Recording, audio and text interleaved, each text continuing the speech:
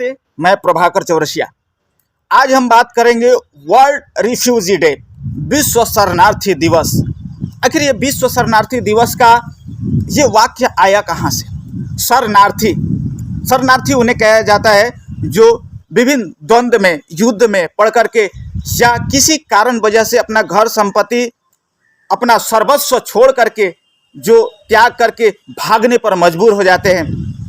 अपना घर द्वार, सब संपत्ति, खेत बाड़ी, महल अटारी सब कुछ छोड़ करके भागने पर अगर आ जाए स्थिति, और छोड़ करके अपने देश छोड़ करके दूसरी किसी देश में स्थापित हो जाते हैं, दूसरी किसी शहरों में स्थापित हो जाते हैं, ऐसे लोगों को शरणार्थी कहा जाता है। और ये आने का कारण ही क्यों हो जाता है कि चाणक्य जी एक बहुत बड़े विद्वान थे और लिखते हैं विनाश काले विपरीत बुद्धि, कि जब विनाश काल आता है तब बुद्धि विपरीत हो जाता है और लोग अपना संस्कार छोड़ देते हैं, अपनी संस्कृति छोड़ देते हैं, अपने रीति रिवाज परंपराएं छोड़ देते हैं, जिस कारण से वो मजबूत नहीं होते हैं, वो अपना इतिहास को भूल जाते हैं। और जो लोग अपना इतिहास भूलते हैं उनका इस विश्व में कभी अस्तित्व रह ही नहीं सकता है। उनका अस्तित्व क्या था वो खुद को पहचान ही नहीं पाते हैं, इसलिए अपना संस्कृति नहीं जुगा पाते, अपना राष्ट्र नहीं जुगा पाते हैं और शरणार्थी बन करके विश्व में दर दर ठोकरें खाते हैं। आने वाले भविष्यों की पता नहीं है, बच्चा क्या करेंगे, कल की 2 वक्त की रोटी की मालूम नहीं है, क्या खाएंगे क्या पिएंगे, और शरणार्थी बन के, जबकि उनके पास संपत्ति की कमी नहीं है, बहुत कमाते हैं, करोड़ों की संपत्ति है, अरबों की संपत्ति है, लेकिन समाज सेवा में नहीं लगाएंगे। करोड़ों की संपत्ति है लेकिन दूसरों की सेवा भाव से, निस्वार्थ भाव से कभी उन्होंने डोनेशन नहीं दिया। क्यों? उनका लगता है कि हम निजी स्वार्थ के लिए हम सब कुछ बना लेंगे।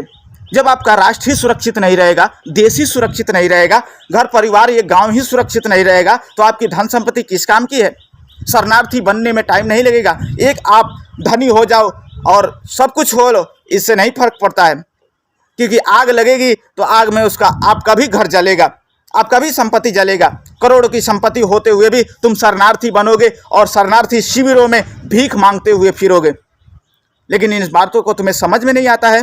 चाहे आप भूटानी शरणार्थियों की बात कर लीजिए या कश्मीरी पंडितों की बात कर लीजिए, यूक्रेन युद्ध की बात कर लीजिए, रूस और यूक्रेन। अब रूस और यूक्रेन में युद्ध हो रहा है, वहाँ के व्यक्ति आखिर कहाँ जाएंगे? भाग करके शरणार्थी तो बनना ही पड़ेगा। शरणार्थी होकर के जाएंगे, दुख में जीवन बिताएंगे। और जहाँ युद्ध होगा तो युद्ध होगा, वहाँ पर द्वंद्व में शरणार्थी बन करके भागना ही पड़ेगा।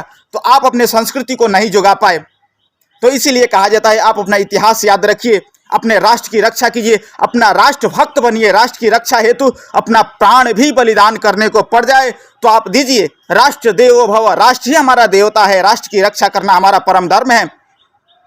और एक बात मैं कहना चाहूँगा कि हम नेपाल और भारत के लोग, हम सब हिंदू हैं और हम अपना इतिहास भूलता जा रहे हैं।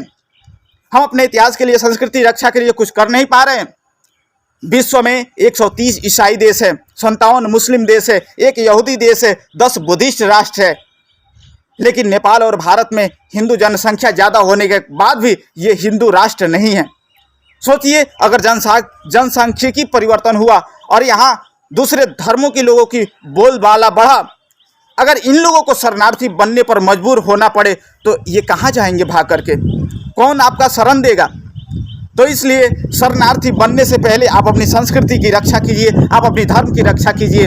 आप अपने बच्चों को क्या सिखा पाए हैं? संस्कार दिया, वेद पढ़ाया, रामायण महाभारत उपनिषद ये पढ़ा पाते हैं क्या? स्मृतियाँ हैं, मनुस्मृति है, अनेक जो हमारे ग्रंथ हैं, धार्मिक ग्रंथ हैं, उन्हें पढ़ने को दिया? नहीं।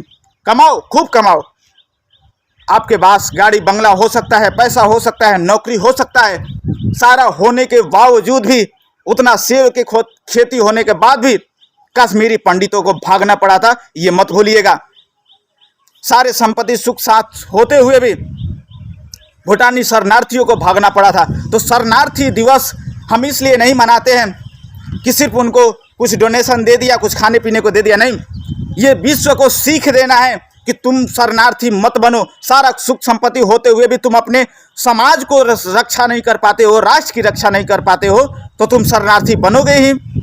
और ये गरीबी, भूखमरी, बेरोजगारी ये कहाँ से बढ़ रहा है? इन्हीं सब चीज़ों से तो बढ़ रहा है। तो जनसंख्या भी कंट्रोल करना है, और जनसंख्या बढ़ाने से कुछ नहीं होता है। जनसंख्या मत बढ़ाओ, क्वालिटी लाइफ जियो।